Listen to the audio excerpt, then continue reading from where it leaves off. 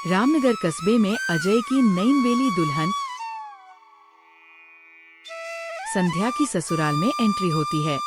शादी के बाद का उसका पहला दिन था, इसलिए उसने बहुत प्यार से राजमा, मटर पनीर, आलू गोभी, जीरा राइस और गर्मा गर्म गुलाब जामुन बनाए।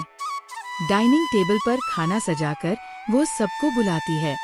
ससुर गोपाल और पति अजय खाने की तारीफ करते हैं और पहली रसोई का नेक देते हैं। लेकिन जब संध्या कमरे में जाकर लिफाफे खोलती है तो दंग रह जाती है। एक लिफाफे में 51 रुपए और दूसरे में 50 रुपए, कुल मिलाकर सिर्फ 101 रुपए। संध्या सोचती है, हे भगवान, ये लोग तो हर चीज नापतोल कर देते हैं। इतने कम पैसे तो मेरे मायके में बच्चों को भी नहीं दिए जाते। कुछ दिन बाद छुट्टी की शाम को संध्या का मन स्प्रिंग रोल खाने का होता है।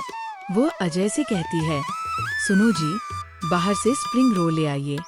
सास सरोज बीच में बोलती है, अरे बहू, बाहर से क्यों, घर पर ही बना लो। पर ससुर गोपाल कहते हैं, रहने दो बहू, मैं ले आता हूँ।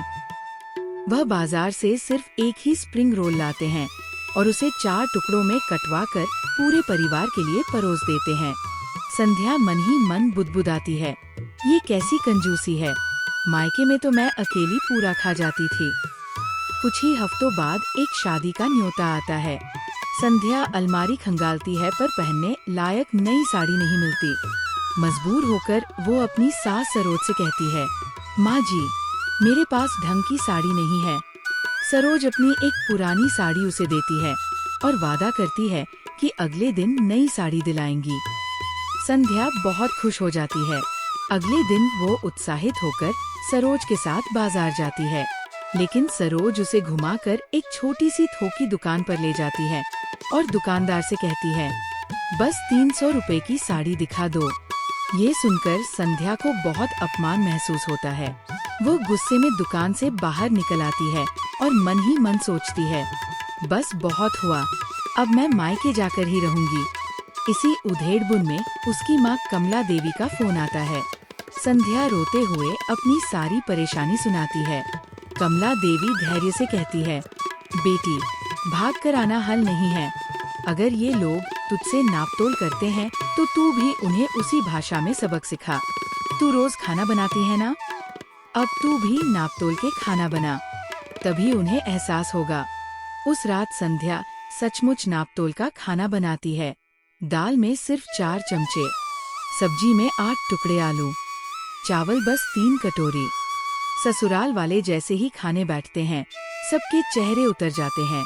अजय गुस्से में कहता है, ये क्या मजाक है, इतने से किसी का पेट कैसे भरेगा। संध्या शांत स्वर में जवाब देती है, जो आपने मेरे साथ किया वही मैं आपको दिखा रही हूँ। जब मैं मायके से आई थी तो आपने मुझे सिर्फ 101 रुपए दिए, स्प्रिंग रोल भी गिनकर बांटा। अब समझिए नापतोल का दर्द। सन्नाटा छा जाता है। धीरे धीरे सबको अपनी गलती का एहसास होता है। गोपाल कहते हैं, सच में बहू सही कह रही है, हमसे गलती हुई। तभी दरवाजे पर किसी के आने की आवाज आती है। वो थी रीता बुआ, सरोज की छोटी बहन। रीता बहू संध्या को देखती है और मजाक में शगुन का लिफाफा निकालती है। सरोज झट से पूछती है, इसमें 101 रुपए तो नहीं? रीता मुस्कुराकर कहती है, हाँ बिल्कुल। फिर सब हंसने लगते हैं। सरोज इस बार लिफाफे में 500 रुपए का नोट डाल देती है और कहती है, अब और नापतोल नहीं, इस घर में प्यार ही बंटेगा। संध्या की आंखों में आंसू आ जाते हैं, मगर इस बार खुशी के।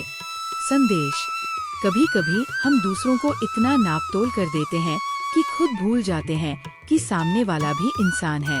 जब वही दर्द हमें लौटकर मिलता है, तभी समझ में आता है कि रिश्तों में प्यार और उदारता ही सबसे बड़ी पूंजी है।